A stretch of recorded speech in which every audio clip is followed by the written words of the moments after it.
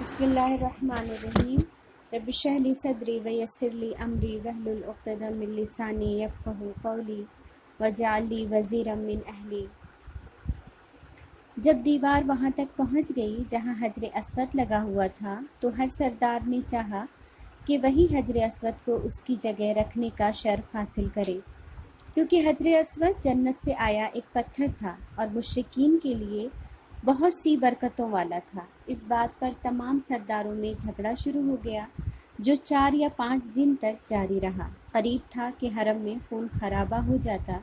تبھی بنو امیہ جو مکے کا سب سے زیادہ عمر رسیدہ سردار تھا، اس نے مشورہ دیا کہ مسجد حرام کے دروازے سے جو شخص سب سے پہلے داخل ہوگا ہم اسے ہی اپنا حکم مان لیں گے، یعنی فیصلہ کرنے والا، اور اسی سے اس معاملے کا فیصلہ کروا لیں گے۔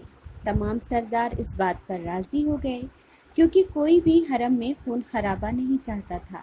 خانہ کعبہ سب کے لیے محترم تھا، لہٰذا سارے سردار بیٹھ گئے اور کسی کے آنے کا انتظار کرنے لگے۔ سبحان اللہ، بے شک اللہ کی تدبیریں عقلوں کو حیران کر دیتی ہیں۔ یہ تو محمد ہیں جو خرامہ خرامہ مسجد حرام میں داخل ہو رہے ہیں۔ سب سے پہلے شخص جو حرم میں داخل ہوئے وہ آپ ہی تھے۔ قریش انہیں دیکھتے ہی پکار اٹھے، ھذا الامین رضیناہ، ھذا محمد، یہ محمد ہیں جو امین ہیں، ہم سب ان سے راضی ہیں، یعنی ان کے فیصلے سے۔ پھر آپ صلی اللہ علیہ وسلم اندر داخل ہوئے تو سب نے آپ کو تفصیل بتائی۔ آپ نے معاملے کو بغور سنا، ایک چادر منگوائی، حجر اسود کو اس چادر میں ڈالا۔ تمام سردار جو حجر اسود کو اپنے ہاتھوں سے لگانا چاہتے تھے ان سب سے چادر کے کنارے کو پکڑ کر اٹھانے کہا۔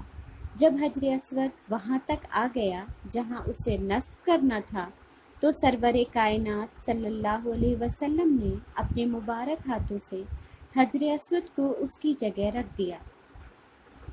یہ اتنا عمدہ اور انصاف پسند فیصلہ تھا کہ تمام سردار اس فیصلے سے خوش ہو گئے۔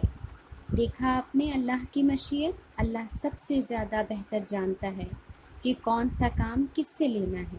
اس واقعے میں بھی پیارے نبی صلی اللہ علیہ وسلم کا بہترین کردار ہمارے سامنے آتا ہے۔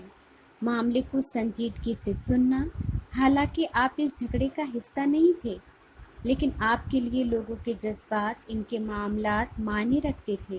آپ نے معاملے کو یوں ہی سرسری سن کر کوئی بھی ایسا ویسا فیصلہ نہیں کیا تھا، بلکہ بڑا ہی حکیمانہ فیصلہ کیا تھا جس سے کسی کی عزت اور وقار کو تکلیف نہیں پہنچی تھی۔ سب کو برابری کا حق حاصل ہوا تھا اور اتنا بڑا جھگڑا سہولت سے سلجھ گیا۔ بے شک عزت تو اللہ کے ہاتھ میں ہے۔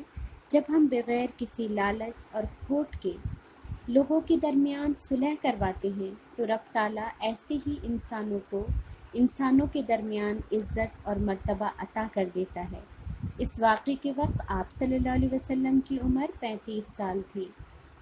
ان تمام واقعات سے جو بات ہمارے سامنے واضح ہوتی ہے وہ یہ ہے کہ محمد رسول اللہ صلی اللہ علیہ وسلم مکہ میں نبی بننے سے پہلے ہی سچی سوچ، بہترین اخلاق اور عمدہ عادات کے بلند نمونہ تھے۔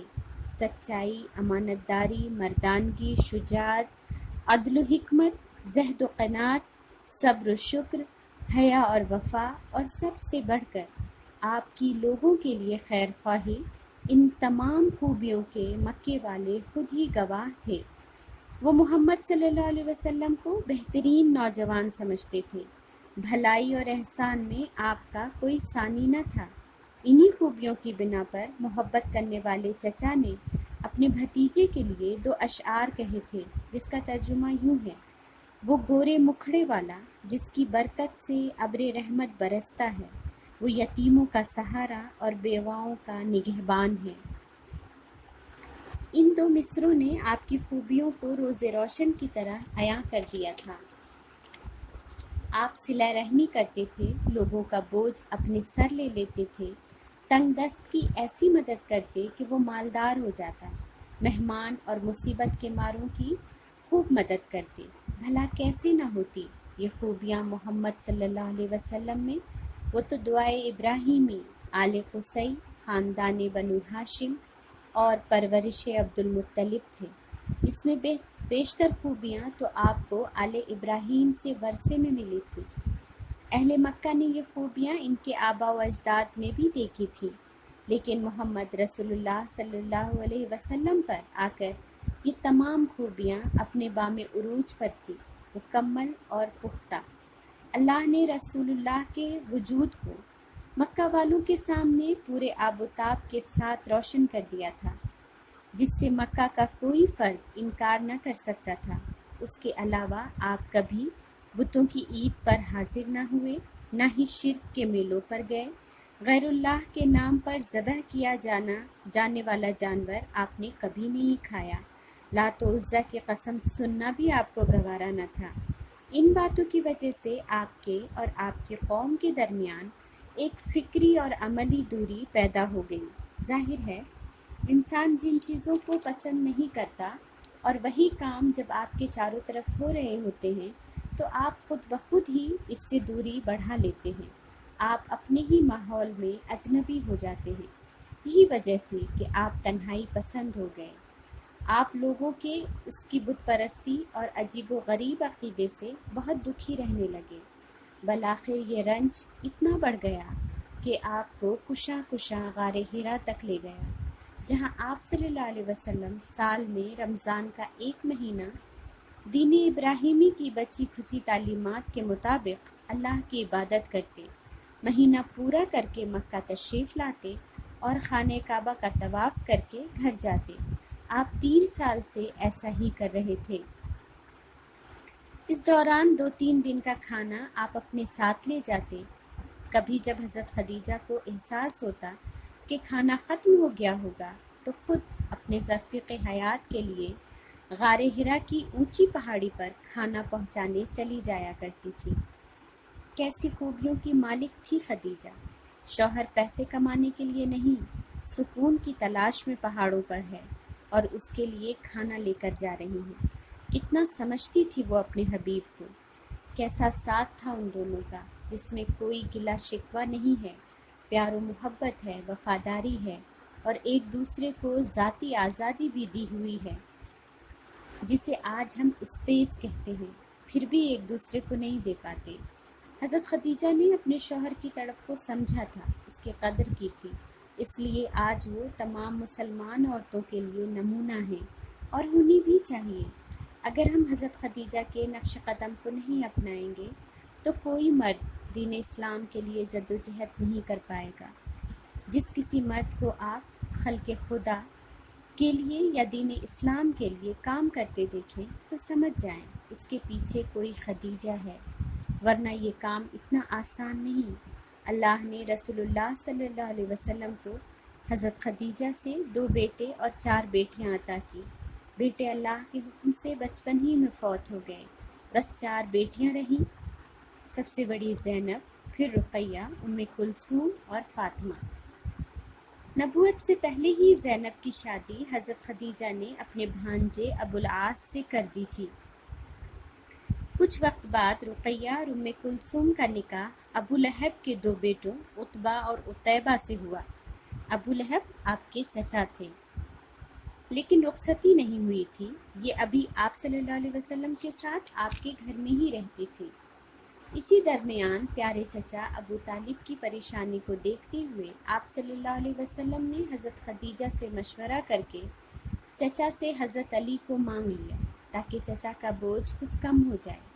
کتنا خوبصورت انداز تھا اپنے محسن کے احسان کا بہترین انداز میں جواب دینے کا۔ چچا نے بھی تو محمد کو اپنی مخلوق الحالی کے باوجود سر آنکھوں پر رکھا تھا، اب باری بھتیجے کی تھی۔ ہر عورت کو اپنے شوہر کے محسنوں کو یاد رکھنا چاہیے، ان کے ساتھ احسان کا سلوک کرنا چاہیے۔ حضرت خدیجہ نے محمد صلی اللہ علیہ وسلم کے تمام رشتوں کو سنبھالا، عزت و احترام کے ساتھ ان کے احسانوں کا بدلہ دیا۔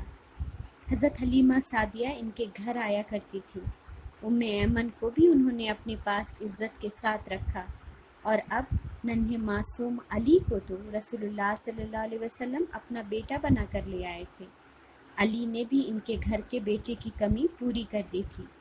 ہم بہت سے رشتے کے چلے جانے یا نہ ملنے پر افسوس کرتے رہتے ہیں، اور جو انمول مخلص رشتے ہمارے ارد گرد ہوتے ہیں ان کی قدر نہیں کر پاتے۔ حضرت خدیجہ نے محمد صلی اللہ علیہ وسلم کو جو ذہنی سکون اور اطمینان دیا تھا، یہ اسی کا نتیجہ تھا کہ آپ یکسوئی سے اپنے خالق حقیقی کو تلاش کر رہے تھے۔ جب 40 سال عمر پوری ہو گئی، عموماً اسی عمر میں اللہ اپنے بندوں کو پیغمبری عطا کرتا ہے، تو نبوت اور سعادت کی جھلکیاں آپ کے اندر نظر آنے لگیں۔ آپ خواب دیکھتے اور جیسے دیکھتے ویسے ہی واقعہ پیش آ جاتا۔ آپ حیران رہ جاتے۔ پھر آپ صلی اللہ علیہ وسلم کو آوازیں سنائی دینے لگی۔ آپ فرماتے ہیں کہ مکے میں ایک پتھر کو پہچانتا ہوں جو بعثت سے پہلے مجھے سلام کیا کرتا تھا۔ نبوت کا آغاز اور وحی، یہ ہم اگلی بار کریں گے انشاءاللہ۔ سبحانک اللہم و بحمدک، اشہد ان لا الہ الا انت، نستغفرک و نتوب الیک۔ سبحان ربک رب العزت عما یصفون، وسلام علی المرسلین، والحمد للہ رب العالمین۔ آمین۔ جزاکم اللہ خیر۔